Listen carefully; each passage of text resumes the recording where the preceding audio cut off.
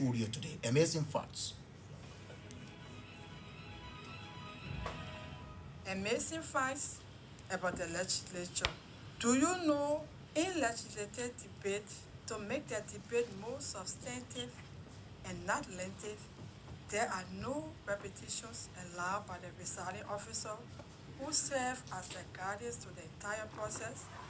Do you know unreadiness is the sole prerogative of the movement to accept or reject the amendment? Do you know there are two kinds of lawmakers who can file a motion for reconsideration: those who voted against and those who abstained? Do you know for legislative due process to be observed is having the witness to appear along with his or her lawyer in the chambers? Do you know a contempt charge in the legislature by statute is punishable by a sentence which can be fine or jail? Do you know the person who second a motion confirms the motion that is made, and there is no motion considered as long as there is no second? Do you know it is the sergeant at arms who has the mandate to go to receive a petition from petitioners and turn it over to the chief clerk's office, while claims and petition committee only receive petition when plenary mandates it? Do you know the legislature is independent while the parliament is dependent? Do you know ordinary citizens cannot sponsor bills or can petition lawmakers to do the same? Do you know that Bureau does not have parliament or legislative body? Do you know the first day a bill is read in the chamber is considered introduced? Do you know each county is represented on the House's Ways, Means and Finance Development and Planning Committee? Those were our amazing fights for today. I've been Cynthia Fode from the House Press Bureau. Indeed, thank you so much, Cynthia Ford. There, we make sure that we bring you these amazing facts from up Capitol Hill about your legislature, so you know some amazing things about the legislature. Because people will say things that they have no business saying when they are not knowledgeable about it, of course. So it is our work as part and parcel of the Press and Public Affairs Bureau to inform you, the country, adequately about the happenings at the legislature. So today, we before going to our guests, let's inform you what took place today in the House's chamber. You know, the House of Representatives has now passed the restated national budget at United States dollar 806,587,341 United States dollars. So the House of Representatives has now passed it. It's been sent over to the Liberian Senate for concurrence, just so you get to know. So on the agenda today of the House, we had a communication coming from the president on this draft restatement of the fiscal year budget 2022 to enable the government address urgent and unforeseen national expenditure demands. Also, the president submitted for ratification the statute of the International Renewable Energy Agency.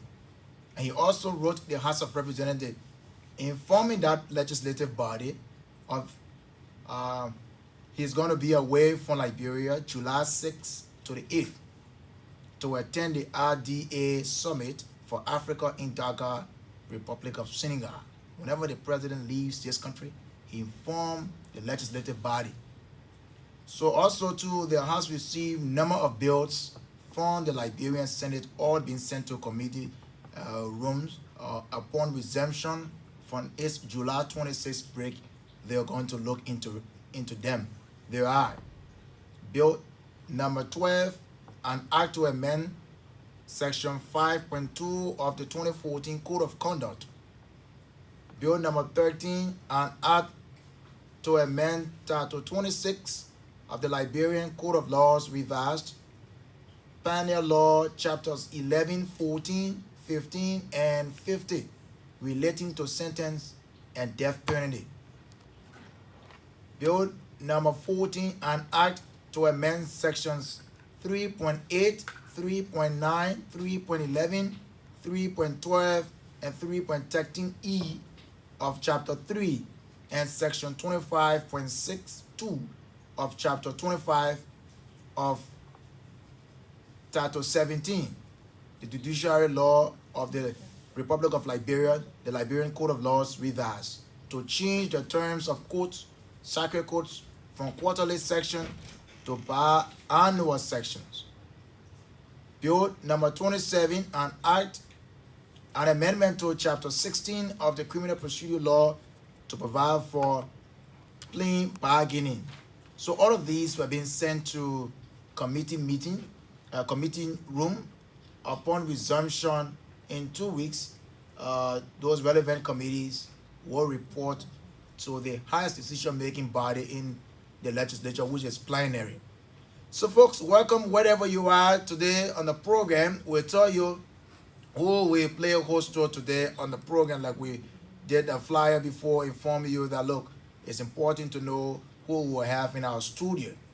My guest today is a law enforcement professional with over 30 years of experience in diverse areas of law enforcement and industrial security. He currently chairs the House's Committee on National Defense, elected by the great people of Musselwhite County Electoral District Number 2. The Right Colonel Jimmy W. Smith is my guest today. He's a retired Lieutenant Colonel of the Army. Welcome to the program today. How you doing, sir? Thank you so much. Good to be here. You look very elegant in your, can I say, is it a purple suit? Or you look very elegant in your African suit. That's part of it. Thank you so much. What's the secret behind you look handsome every day? You look fresh, like the people say. You look like young boy, 14 years old. Oh yeah, good health, good health. Take good care of yourself. Watch your diet, watch your activities. Check yourself out medically. So those are the secrets. Nothing strange about it. Wow. Oh, that's great. So you invite the highest Capitol Hill. Well, Capitol Hill is doing its work, and I think the legislature is doing the best it could. And we will always have challenges and setbacks and achievements, and that's the nature of the business we do. Wonderful to hear you say like that. I want us to start up looking at your three cardinal responsibility: lawmaking, oversight, and representation.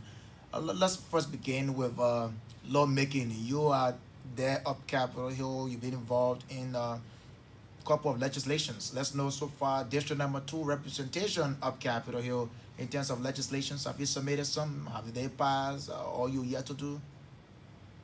I don't want to blow my own horn, but I think Well, you are here to do that because. Coming now.